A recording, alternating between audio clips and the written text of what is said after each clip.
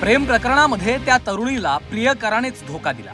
त्या तरुणीनं न्याय मागण्यासाठी पोलिसांकडे धाव घेतली, मात्र खाकी वर्दीतल्या नराधमानं या पीडित तरुणीकडेच शरीर सुखाची मागणी केली। भंडारा जिल्ह्यात घडलेल्या या प्रकाराने एकच खळबळ उडाली आहे। भंडाऱ्याचा हा तोच पोलीस उपविभागीय अधिकारी आहे ज्यानं या पीडित तरुणीकडेच शरीर सुखाची मागणी केली। आता अशोक बागुल विरोधात विनयभंगाचा गुन्हा दाखल करण्यात आलाय। वेगवेगळे चुकीचे डिमांड्स केले त्यांच्याकडून आणि त्या अनुषंगाने त्यांना लज्जा वाटली। त्यांनी काही सामाजिक संघटनांना अप्रोच केला। नंतर ते सामाजिक संघटनाचे सोबत ते पोलीस स्टेशन माझ्याकडून आले। आम्ही त्यांना पोलीस स्टेशनला पाठवलो आणि त्याच्यावर हे गुन्हा दाखल झाला। नागपूरमध्ये इंजिनिअरिंगचं शिक्षण घेणाऱ्या तरुणीनं प्रेम प्रकरणानंतर गुपचूप लग्न केलं। काही वर्षांनंतर तरुणीनं खऱ्या लग्नासाठी प्रियकराकडे हट्ट धरला।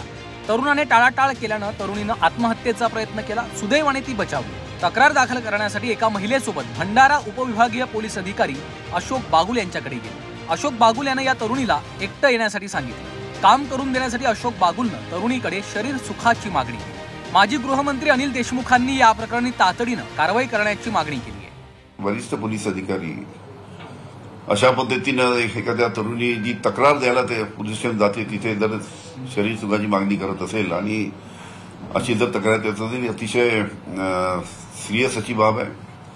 त्याच्यामुळे गृह खात्याने याच्यामध्ये ताबडतोब लक्ष दिलं पाहिजे आणि योग्य ती कारवाई लवकरात लवकर केली पाहिजे। ज्याच्याकडून न्याय मिळण्याची अपेक्षा होती त्याच खाकी वर्दीतल्या नराधमानं केलेल्या या प्रकारामुळे राज्यात एकच खळबळ उडाली आहे। नागपूरहून अमर काणेसह प्रवीण तांडेकर, झी 24 तास, भंडारा।